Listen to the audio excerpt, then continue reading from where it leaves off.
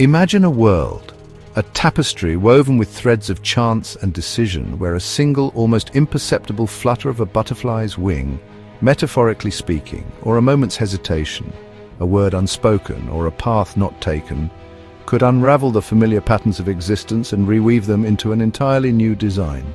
Consider the monumental weight carried by such solitary moments, pivotal junctures where the grand river of history approached a fork, its currents poised to flow down one channel or another, each leading to vastly different landscapes of human experience. These are the fragile instances, often unrecognized at the time, that hold the power to redefine empires, reshape continents, and alter the very destiny of our species, leaving us to ponder the breathtaking what-ifs that linger in the shadows of the past. Today we embark on a most extraordinary journey, not across the vast savannas or into the deepest oceans, but back through the corridors of time itself. Here in this realm of memory and record we shall explore 10 remarkable instances where the course of human events teetered on the precipice of dramatic alteration. We're counting down the top 10 historic events that almost happened differently, unearthing the delicate mechanisms of fate and choice that steered us to our present reality, while revealing just how narrowly alternative histories were averted. These are not mere tales of speculation, but documented episodes where the world as we know it held its breath, awaiting a resolution that could have been profoundly different, a testament to the knife edge upon which our collective story is often balanced. So prepare yourselves for an expedition into the realm of the nearly was, a chronicle of mind-blowing what-ifs from the past. We shall delve into the intricate details of decisions made under immense pressure, the unforeseen consequences of minor deviations, and the astonishing resilience, or perhaps sheer luck, that has shaped our collective story. Witness how close we came to living in worlds that might seem alien to us now, and marvel at the slender threads upon which our history hangs. It is a journey that promises to illuminate the profound interconnectedness of events and the ever-present possibility of divergence that lies at the heart of the human saga, a saga more complex and contingent than we often dare to imagine. The year is 1962. A palpable tension grips the globe, far exceeding the natural chill of autumn. In the warm Caribbean waters, a silent, deadly ballet is underway, as the United States discovers Soviet nuclear missiles stationed in Cuba, a mere stone's throw from its shores. This revelation ignites a 13-day period of confrontation between the two superpowers, President John F. Kennedy and Premier Nikita Khrushchev, that brings the world to the very edge of a thermonuclear abyss. The prospect of mutually assured destruction, a concept so terrifying it scarcely bears contemplation, becomes an imminent possibility, casting a long, dark shadow over all of humanity. The fate of millions, perhaps billions, rests on the nerve and judgment of a few. Imagine the scene: war rooms buzzing with frantic activity, reconnaissance aircraft flying perilous missions, and naval vessels enforcing a tense quarantine. One single miscalculation, one misinterpreted signal from a submarine deep beneath the waves, or one rash, impulsive order from a commander under immense strain could have unleashed an unstoppable chain reaction leading to global conflagration. The line between a fragile peace and cataclysmic war was unimaginably thin. Yet through a series of high-stakes negotiations, clandestine back-channel communications, and moments of extraordinary, albeit reluctant, statesmanship, the crisis was almost miraculously diffused. The Soviet missiles were withdrawn in exchange for a US pledge not to invade Cuba and a secret agreement to remove US missiles from Turkey. The world exhaled, but the memory of those 13 days serves as a chilling testament to how narrowly a vastly different and devastatingly final outcome was averted. June 1944. The destiny of wartime Europe, and indeed the future of global freedom, hangs precariously in the balance. An immense Allied armada, the largest amphibious force ever assembled, lies in wait, poised to storm the beaches of Normandy in Operation Overlord. This colossal undertaking, designed to liberate Western Europe from the tyranny of Nazi Germany, is, however, utterly beholden to the capricious and often brutal weather of the English Channel. The initial date for the invasion, June 5th, is confronted by ferocious gales, towering waves, and impenetrable cloud cover, conditions that would render a landing not just perilous but suicidal, transforming the invasion beaches into a charnel house. Supreme Allied Commander General Dwight D. Eisenhower faces an agonizing dilemma: the weight of millions of lives and the hopes of nations resting upon his shoulders. Postponing the invasion for several weeks seems the only prudent course, yet such a delay would present a grave risk. Field Marshal Erwin Rommel's German forces would gain precious, irretrievable time to reinforce their formidable Atlantic wall, to deploy additional panzer divisions, and to mine the waters and beaches even more extensively. The critical element of surprise, already tenuous, could be entirely lost. It was only due to a brief, almost miraculous lull in the storm identified by Group Captain James Stagg, Eisenhower's chief meteorologist, that a narrow window of opportunity appeared for June 6th. This courageous gamble on a marginal forecast allowed the invasion to proceed, narrowly sidestepping a scenario where a delayed and potentially far bloodier D-Day might have irrevocably altered the timeline, and perhaps even the ultimate victor of the Second World War.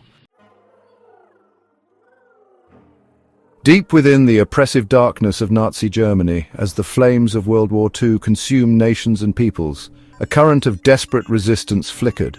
Numerous clandestine plots, born from moral outrage and a desire to end the unceasing bloodshed, were meticulously conceived with the singular, perilous objective of assassinating Adolf Hitler.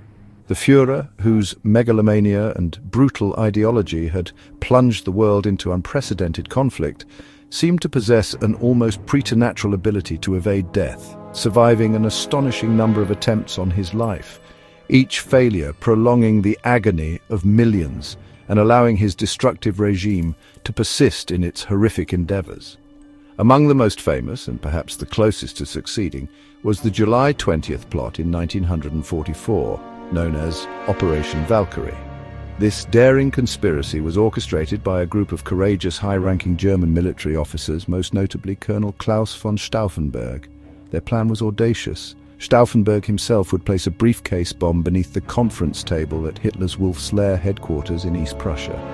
The device detonated with terrifying force, decimating the room and killing 4 individuals. Yet through a bizarre twist of fate, the heavy oak leg of the conference table shielding him from the blast's full impact, Hitler survived, suffering only minor injuries. Had this attempt, or any of the numerous others, from lone snipers to elaborate explosive devices hidden in his aircraft, achieved its aim, the course of World War II in Europe could have been dramatically reshaped, potentially leading to an earlier cessation of hostilities, saving countless lives and altering the geopolitical landscape of the post-war world in ways we can only now speculate upon. The month is July 1969. Across the globe, humanity holds its collective breath, eyes and ears fixed on television screens and radio broadcasts. The Apollo 11 mission, a crowning achievement of human ingenuity, courage, and relentless ambition, is poised to achieve a dream cherished for millennia: to land human beings on the moon. Astronauts Neil Armstrong and Buzz Aldrin, encased within the fragile lunar module named Eagle, navigate its perilous descent towards the stark, alien landscape of the Sea of Tranquility. The final moments are fraught with tension, alarms sounding, fuel levels critically low. Yet, unknown to the cheering public, a somber contingency plan lay in waiting. Within the White House, presidential speechwriter William Safire had prepared a deeply poignant address for President Richard Nixon, titled In Event of Moon Disaster. This speech was crafted for the unthinkable scenario that Armstrong and Aldrin might become marooned on the lunar surface, their ascent engine failing, leaving them beyond any hope of rescue, destined to perish on that desolate, airless world. A single critical system malfunction, a catastrophic error in the complex choreography of orbital mechanics, or an unforeseen hazard on the landing site could have transformed this moment of ultimate triumph into an unparalleled tragedy.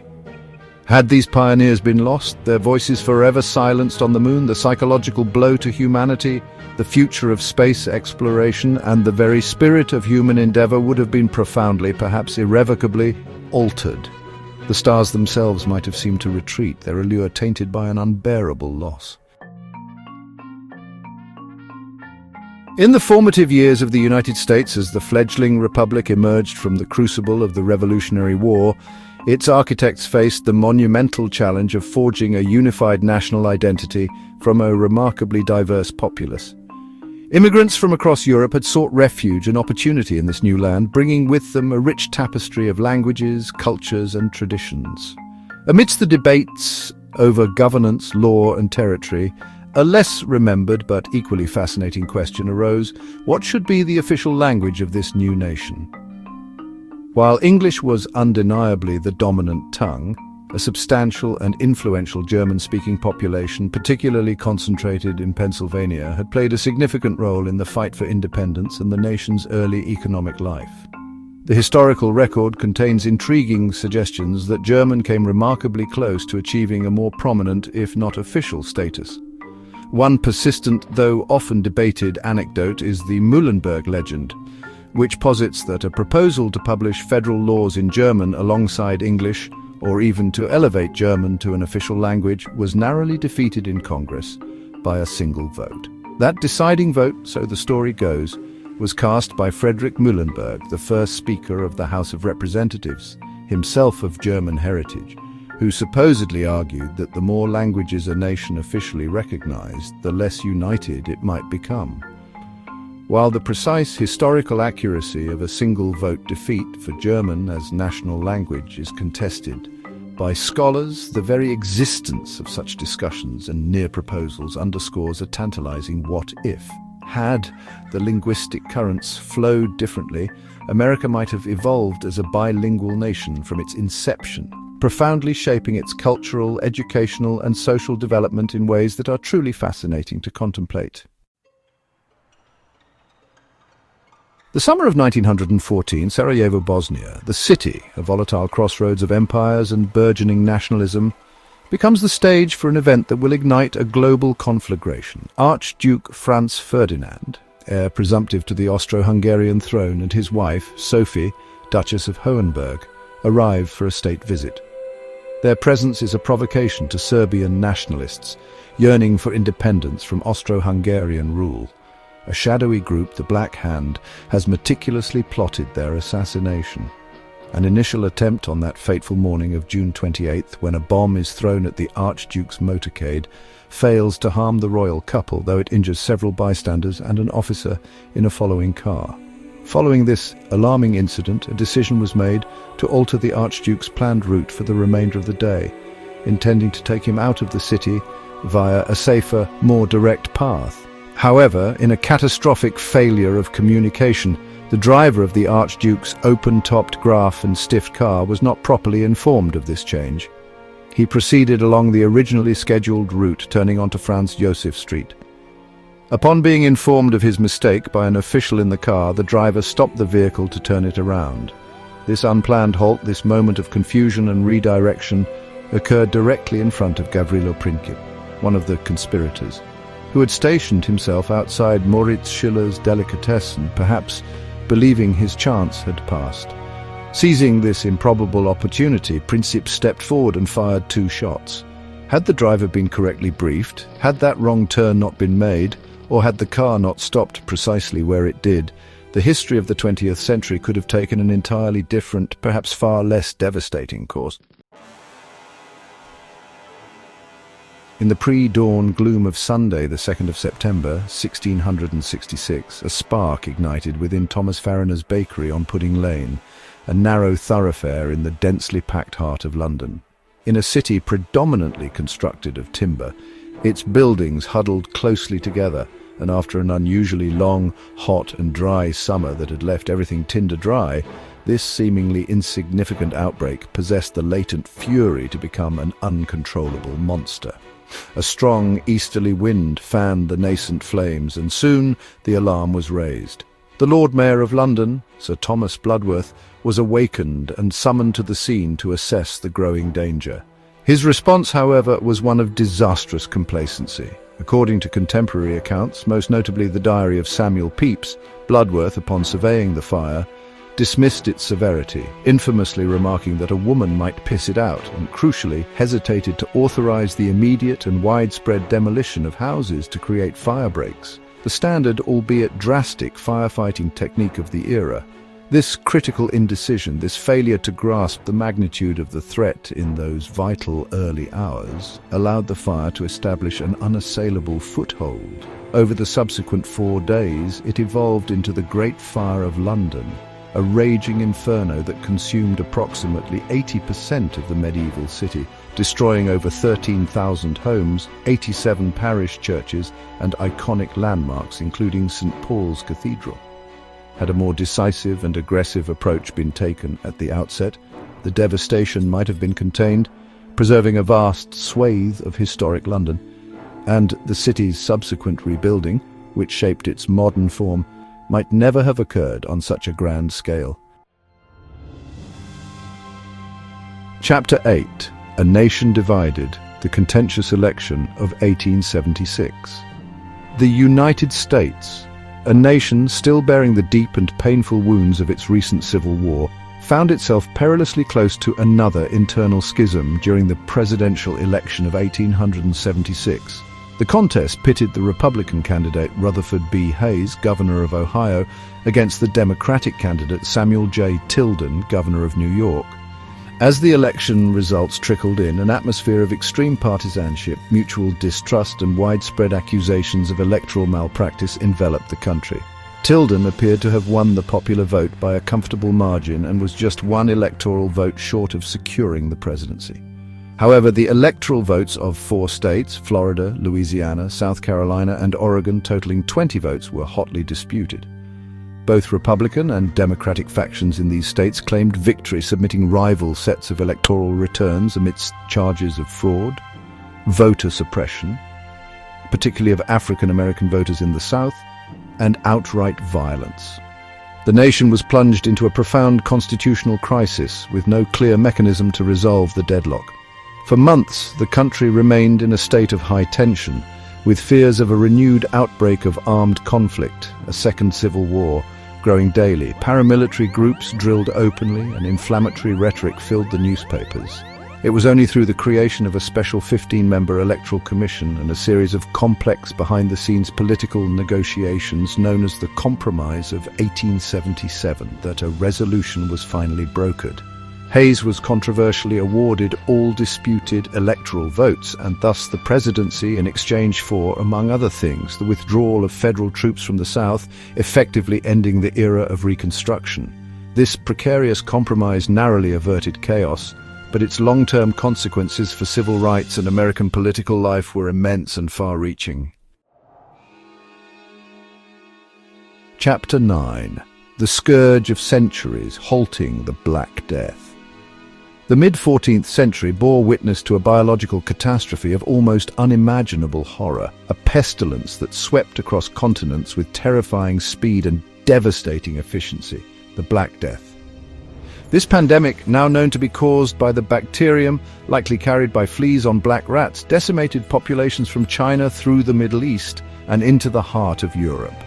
It is estimated that between 30 and 60% of Europe's inhabitants perished, a demographic shockwave that fundamentally reshaped medieval society, its economy, its religious beliefs, and its art. The sheer scale of mortality overwhelmed communities, leaving villages deserted, fields untilled, and a pervasive sense of doom hanging over the survivors. Yet, even in this era of limited medical understanding, when explanations for the plague ranged from divine punishment to miasmas of bad air, some communities and authorities intuitively, or through desperate trial and error, stumbled upon measures that offered a degree of protection. In several fortified cities, such as Milan, and in some isolated regions, remarkably stringent quarantine measures were implemented. These included sealing city gates, forbidding entry to travelers from afflicted areas, isolating the sick and their families, and even burning the belongings of victims.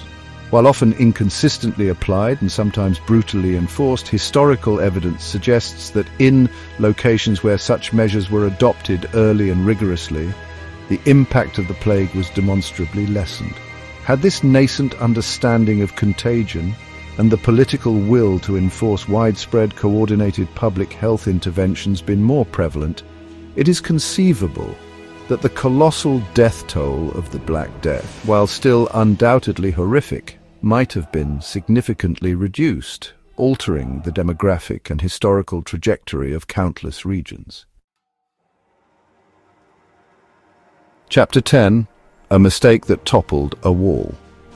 Berlin, 1989, the 9th of November 1989, a date that resonates through modern history as a symbol of liberation and the end of an era. The Berlin Wall, that stark concrete manifestation of Cold War division, which had brutally bisected a city, a nation and a continent for 28 long years, began to crumble. This watershed moment, which precipitated the swift reunification of Germany and heralded the collapse of Soviet influence across Eastern Europe, was astonishingly triggered not by a meticulously planned diplomatic breakthrough or a violent insurrection, but by a moment of profound bureaucratic confusion during a live government press conference. Günter Schabowski, a member of the East German Politburo and its spokesman, had been tasked with announcing new, somewhat relaxed travel regulations intended to placate growing public unrest. Handed the details shortly before the press conference, and evidently not having fully absorbed their content or implications, Schabowski was pressed by journalists as to when these new rules would come into effect. Visibly flustered and shuffling through his notes, he famously and fatefully declared, "As far as I know, it takes effect immediately without delay. In truth, the regulations were meant to be a gradual easing, processed through formal visa applications starting the following day." But Schabowski's mistaken, on-air pronouncement acted as an immediate catalyst. Thousands of East Berliners, hearing the news, surged towards the checkpoints along the wall, demanding passage. The overwhelmed, confused and leaderless border guards, receiving no clear orders to use force, eventually yielded, opening the gates. Had Schabowski delivered the message as intended, or had he been better briefed, the joyous, iconic scenes of that night might have been delayed, perhaps for weeks, months, or even longer, prolonging the division and the oppressive atmosphere of the Cold War. Utro reflections on the precipice, and so our exploration into these pivotal moments, these junctures where history held its breath, draws to a close. We have journeyed through times of profound crisis and astonishing serendipity, witnessing how the world as we know it was often shaped by the narrowest of margins. History, it becomes clear, is not a rigidly determined path, but a dynamic and often chaotic process, profoundly influenced by individual choices, unforeseen accidents, and the delicate interplay of countless variables. The events we've recounted today stand as powerful testaments to the fragility of the present, reminding us that our reality is but one outcome among a multitude of fascinating what-might-have-beens. The sheer gravity of these alternative histories is indeed rather humbling to consider. A world irrevocably scarred by nuclear war, a global conflict extended or its outcome reversed, a major nation shaped by a different linguistic heritage, or a symbol of oppression remaining intact for crucial years longer. Which of these almost events, these dramatic turning points where the narrative of our past so nearly took a different course, resonated most deeply with you, or perhaps offered the greatest surprise? Was it the razor's edge of survival during a superpower standoff, the accidental trigger for worldwide conflict, or the bureaucratic misstep that brought down a wall and reunited a people? These are questions that invite us to ponder the very nature of cause and effect in human affairs. We encourage you to share your insights, your questions, and your own what-if scenarios in the comments section below. Let us continue this conversation, exploring the fascinating contingencies that define our shared past. And if this journey through the crossroads of history has captivated your imagination, please do consider subscribing to our channel for more in-depth explorations of the events, large and small, that have forged the world we inhabit today. Until we meet again on another voyage through time, I bid you farewell.